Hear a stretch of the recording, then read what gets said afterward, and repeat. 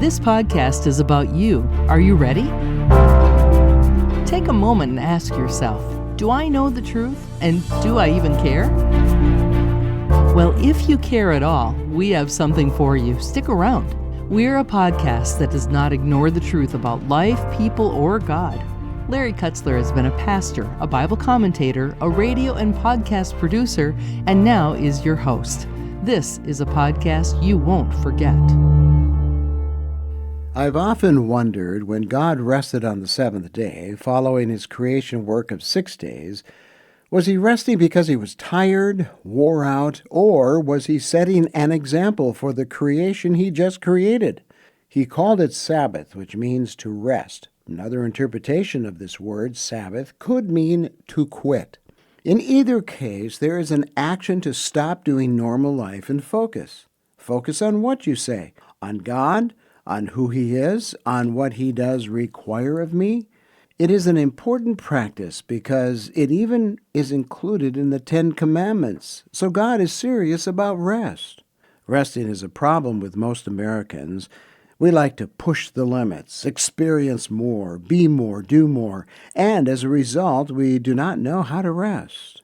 I must admit, if I am not accomplishing something, I feel my lack of productivity is a sign of laziness. Rest is a sense of being at ease. A better word, perhaps, is to stop. And I wanted to talk about rest not as this idea of an absence from work, which is a lot of the time the way we think about rest or Sabbath, but rest as an actual way of knowing ourselves in a complementary or an alternative imagination. This idea that we can be loved, we can be valued, we can be appreciated for our contribution, our work in the world around us. Rest is not just what prepares us to go back and do more work, but rest is what helps us to know that we are loved and valued. But there is this need somewhere in our week, somewhere in our calendar, that we actually slow down in stillness and silence and rest. Well, that idea of rest, what does it really mean to rest? Well, I think there are some qualifying ideas that I'd like to discover today, and I have a guest that will help us do that. He has developed an idea around the rhythm of rest. What does that mean, the rhythm of rest? Well, we're going to find out here on the City Sites podcast. The Bible tells us that God wants no one to perish. This suggests that God is not only merciful, but seeks to save those who are lost. Jesus told a story that illustrates how God's concerned about the lost, that he left the flock of 99 and to search for the one who wandered away. This is a good picture of God's intensity to find those who have lost their way. God's mercy is fresh every morning, and that means his search for the lost begins all over again. So today I want to talk about rest, something I'm not good at, so I must talk to somebody who talks about the rhythm of rest. David Diers is a telecommunications executive, a public speaker, and an elder at his church, father, a husband, amongst many, many things. Today he's my guest. These days, you're speaking, David, about rest. That's an interesting theme for you because you're kind of a guy that's always on the go, right? I always get energy from being on the go, absolutely. And so you're going. So rest seemed to me, when you talked about you were giving lectures or speeches on rest, I thought, boy, that's an interesting theme. But before we actually get into your explanation for that, you were an executive in Belgium for many, many years. So tell us, what did you discover as an American going over to Europe, working amongst the Belgians? There was a uniqueness of their culture. Tell us what that was. There was definitely a uniqueness of that culture, and I think it was more of a European culture versus an American culture. And the scenario that I was going in, I was there with 5 coworkers, and we were starting up a new company in Belgium, a new telecommunications company. And of course, we bring with us our American ways, our American culture, our American pace.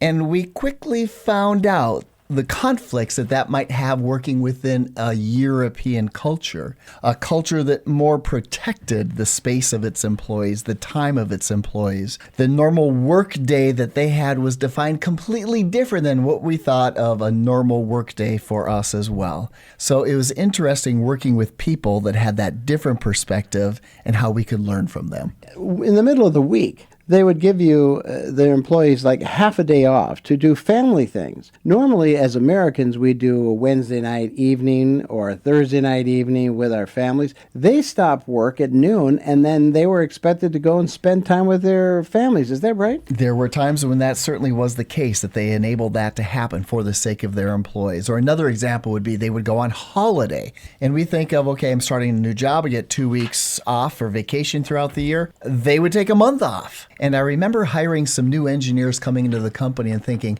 I've got 3 weeks of vacation because I've been working here a long time. And they come in and they get like 6 or 7 weeks off. And I'm going, okay, there's a different perspective on the importance of work here. So you have experience with rest from different cultures. You come back into America, and honestly, we don't do rest very well as Americans. But you developed a system called the rhythm of rest. What do you mean by rhythm? I kind of understand rest to a point. You're going to define it further. But what do you mean by rhythm? Yeah, that idea of finding a rhythm of rest, it's actually part of creating a cycle of self-care.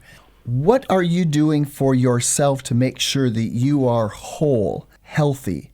How do you establish habits that are strengthening and maximizing your gifts, your abilities, and your passions?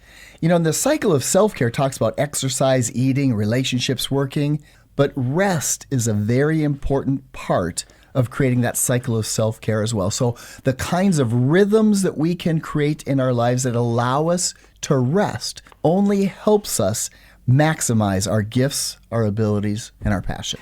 Well, you know, when God created the world, 6 days he worked, the seventh he rested. And it's part of the Ten Commandments. It's the fourth commandment about taking a Sabbath. So is this the idea here, that rest is something you stop doing and you start looking at a new vision for the day? Or it could be just taking the time to create some white space in your day, a place where you're not necessarily thinking or active or involved or focused on any one thing, versus taking that pause, that reflection, that creating space so that you can just think and be well. And I'm thinking to myself, I mean, my generation, they can probably do that just out of the fact that, well, they're older and they just, need time to rest. But younger people with the pods in their ears, I mean, are we really going to get the younger millennials to think about rest when, they're always filling their head and their minds with music or podcasts or videos or something, right? That's not rest. We are used to noise. We are used to messaging. We are used to being with other people. We're used to all of that. And what I'm offering to you is countercultural to what our society is telling us that we need. But if we want to think of the long game instead of the short game, we need to carve out those times to make sure that we are healthy so that our impact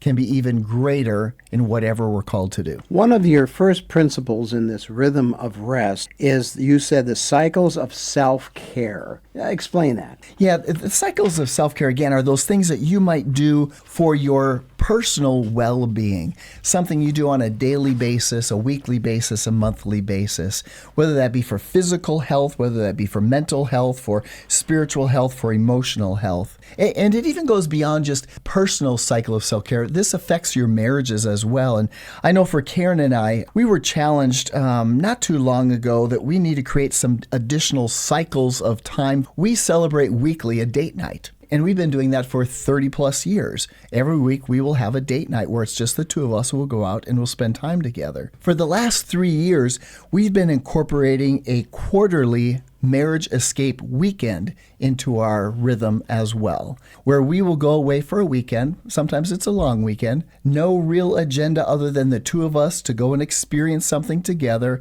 and create time in which we can talk, we can reflect, we can celebrate, and we can think forward of what's happening. So those are some examples of the cycles of self-care, whether personally or in a marriage relationship. Do you actually propose that sometimes you just sit in a room and just be alone with your thoughts? Because that's really difficult for many people, just to sit and think, what am I thinking about these days? How do I think about things? Do you ever do something like that? There is, in fact, one of the 5 principles I talk about is finding a place of solitude, and there is that importance of solitude. Okay, we'll get to that. You also talk about the second principle, be celebrate your successes. Now, that's kind of self-talk again, right? You're looking at what you've done, and you, instead of listening to all the negative stuff around you, you're going to focus on something you've accomplished. Tell us more. Yeah, this first principle regarding creating a rhythm of rest is all about celebrating your successes. And oftentimes our life is going so fast and we move from one thing to another that we never pause to celebrate our successes. Celebrate the miracles. Have that moment of appreciation or gratitude. And sometimes we get so distracted from what we're looking forward to do and we're moving to the next thing that we never take that pause to celebrate our successes. So, for example, I want to know a little bit more about that. Say you have something to celebrate, a success in your work life or your family or whatever. What do you do? Well, there's a couple examples come to mind. I had a coworker who challenged me a couple of years ago that part of our compensation was based on a bonus structure. And sometimes we would just take that bonus for granted and we'd go and just put it into the family budget and we just spend it per normal.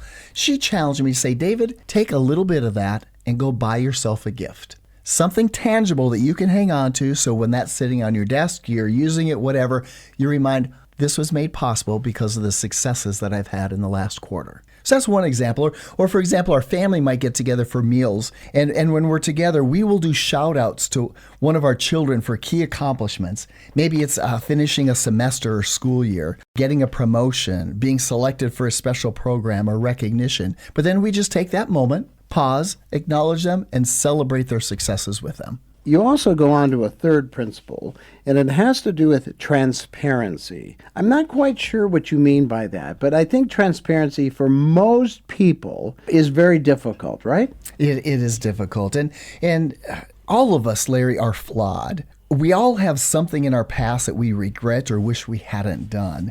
And in our culture where the public really likes to find the dirt within public figures, we oftentimes are taught to hide our flaws or even to fake it till you make it. Now that adds stress to a person's life when you can't let your whole being be shown. And so I would offer to you that we don't need to hide our flaws. Instead, we need to be transparent. Be transparent doesn't mean to hang out your dirty laundry, as they say, but you don't want to hide behind a facade. So tell us a little bit more. How are you transparent? You do talk about things that you've made a mistake with or a mess over, and that does put people at ease. Yeah. In fact, let me use a piece of art to think of this. You might be familiar with the Japanese art of kintsugi. And kintsugi is where an old piece of pottery or a jar or a vase has been broken, and the Japanese art of kintsugi would painstakingly put that piece of vase or that bowl together again using gold to meld the pieces together. And when you're done, you have this beautiful piece of pottery that now has been broken but made whole, but the flaws and the cracks are highlighted by gold. And isn't it interesting, the value of this piece of art now happens because the flaws are accented and brought forth rather than hidden. And just like that piece of art, every one of us, Larry, has been broken. Every one of us has made mistakes. We're fractured. And if we just try and patch over so that nobody sees any of the mistakes we make, we are missing some of the value that we are able to add to our community and to our purpose. And I think it's good mental health as well, that you're not always hiding behind some sort of facade. You're letting people know what you see is what you get. I think there's something releasing and healthy in that mental attitude. And quite frankly, we grow stronger when we go through those stresses and those fractures. When I'm broken and I need to heal a relationship through forgiveness, that adds value to how I'm able to help others. When I make a mistake and I admit it or I repent before God, that adds value so that I can now appropriately speak into other people's lives. So there's actually an increase in value that happens as we go through our brokenness and find restoration with God. You also talk about the times of solitude. You mentioned that a little bit earlier. But at times of solitude, is that kind of when you get alone to yourself and you think through things? But I think that's a lost art, David. I'm not sure a lot of people practice that. Yeah, you're right. And that principle is really find times of solitude. You need to get away. You need to get alone. You need to find a time that you can wrestle with your thoughts. And Larry, it refreshes the soul when you do that. But many of us are not comfortable being alone with our thoughts. And I think Jesus modeled this really well for us. We see several examples in scriptures where Jesus would go off by himself to pray, to be alone, to go out into the desert. Perhaps getting up a few minutes early before everybody else to start your day could be an opportunity for you to find a time of solitude. Perhaps it's escaping to a nearby park and just sitting on a bench and observing. And oftentimes we are not comfortable with ourselves. And I would challenge all of us that we need to find that time of solitude so that indeed we can be alone and not depend upon others to fill us up. Well, we are a culture of noise. We love noise. You know, when we're working, we got to have music, or we got to listen to talk radio, or in the morning, we got to have the news on so we know what's going on. I mean, I get that to some degree, but we never get alone with who we are. We never think things through. And unfortunately, isn't that what meditation is about? You get alone with a thought of the Lord, or your own thoughts and your own goals and dreams and desires, you know, to think things through. Even to think about the loved ones in our life. How can I make their life better by thinking things through in solitude? Taking that time to meditate is a lost art. Along with that, journaling used to be a big thing, is now starting to come back a little bit more, but taking that time to wrestle with your thoughts, write them down, and process them. Versus what the culture says, fill up your page, be full, live life to the fullest. You need to have some margin in your life. You need to have some of that white space, I called it earlier. And you can do that by scheduling regular times of solitude. You know, David, I've said this many times, and my audience have heard me say it, that I made a career out of asking one question, and that is, what is missing? And to be able to do that, you have to observe and ask the question, when I see something, I know something to be a fact or something I'm questioning, I ask the question, what is missing in this whole scenario? And that brings me to the point of thinking, a solitude of thinking exactly from beginning to end and find out what's missing. Last summer, I had the chance to take a time of solitude. My wife was going to visit her mother in Arkansas, and I said, you know what, how about if I go with you and you drop me off someplace alongside of a lake, go visit your mom, and then pick me up on the way back? And so we found a little cabin that I could rent for 4 days, and she dropped me off, and it was just me in this little cabin. And I had those days to myself where I was able to meditate, to journal, to read, and be by myself. And it was awkward, and it was odd, and it's like, whoa, what am I doing here? But then the mind starts getting clear. And now I'm starting to have deeper thoughts. I'm thinking more about the future, more about purpose, more about my gifting, more about the calling that I've got on my life. And out of that time of solitude, I was able to get beyond myself and start thinking about something bigger than myself. You know, I love that idea, David, except I would never go to a cabin in the middle of the wilderness because I would worry the whole time I was there, what's in the woods? What's going to come and get me? So the last one is actually friendship, the rhythm of friendship. And I find your points under this friendship piece is very, very insightful. Why don't you share those with us? Yeah, the idea that you need to experience life with a friend. Friendship offers so much to us. Accountability would be one example, but I really believe that life growth happens best in community. And if you think of the last few years, whether it be COVID or our culture or the happenings in our world, people are more isolated now than they have ever been. And is it any surprise that mental illness has been such a drastic increase during this time? We need healthy relationships. We need the support of others. We need to be part of something bigger than ourselves. We all need community. So if we're going to create a rhythm of rest, part of that has to be experiencing life in relationship with a friend. That accountability is so very important. I think that's when Jesus sent the two people out, 2 by 2, to go do ministry. He didn't send them out alone. He sent them out 2 by 2, so there was that companionship, that accountability. But you know, David, all these 5 points, which are very, I think, insightful that you've put together, it's hard, however, in reality, because the society is demanding more from us, more time. There's more sports events. There's more music and dance recitals and all of that. How do you ever find time to do what you're suggesting? Yeah, it all comes back to prioritization, Larry. What's important to you? Whatever's important to you, you will make time and effort for. And for those perhaps that are listening that are community leaders or ministers or servants, you got to understand that there's too much at stake in the work you are doing to be restricted by your physical, emotional, or spiritual limitations. You gotta take care of yourself. Because if you don't take care of yourself, if you don't create a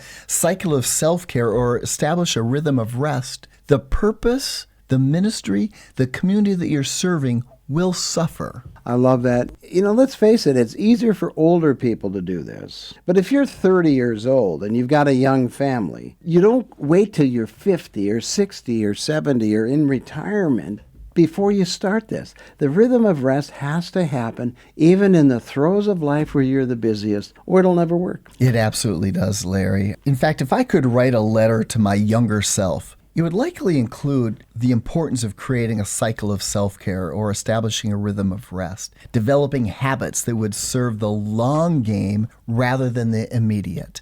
And I think early in life, when life is really busy and you're starting your career and having a family and ministries and all that kind of thing, all the more important to create the habits early in life because you reap the benefits of those later in life. Rhythm of rest, David Diers, that's going to resonate with me for a while. I have to think through some of those. Already I've done a few of them, but I find a few others a little bit more difficult, but nevertheless valuable. And I think we have to be challenged almost every day by somebody or something so we're a better us at whatever age we're at, right? Absolutely. I think if we go through life and we don't learn something every day to better ourselves, and this is one of those things that betters ourselves by creating a rhythm of rest, I think we just kind of live what do they say, a life not worth living. It's meaningless. There's nothing really to shoot for. Any last word? Yeah, when you think about the rhythms, that idea of establishing a pattern or a routine or a habit, and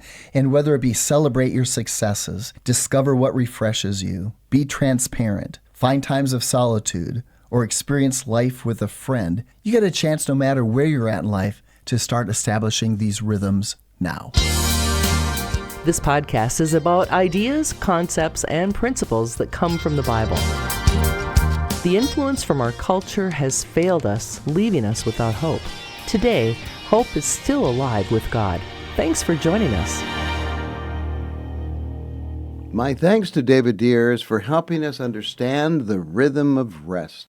I sense that many of us go days, weeks, and even months without any meaningful interaction with ourselves, our thinking, or even what we read from God's Word. Yet, this relationship with meaning starts with knowing God and continues as you discover yourself in light of knowing Him. Having a meaningful relationship with God maintains meaning, and our discovery of that meaning and purpose comes from an intentional pursuit of prioritizing a time of rest and reflection. I do hope our conversation today has been helpful. Let us know your thoughts or what other themes or topics that future podcasts could address.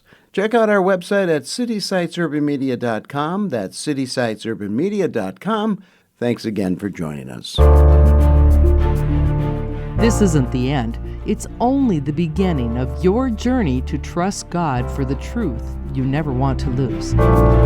We can help. Log on to citysitesurbanmedia.com today. Remember, there's only one truth and only one God, and you should know them both.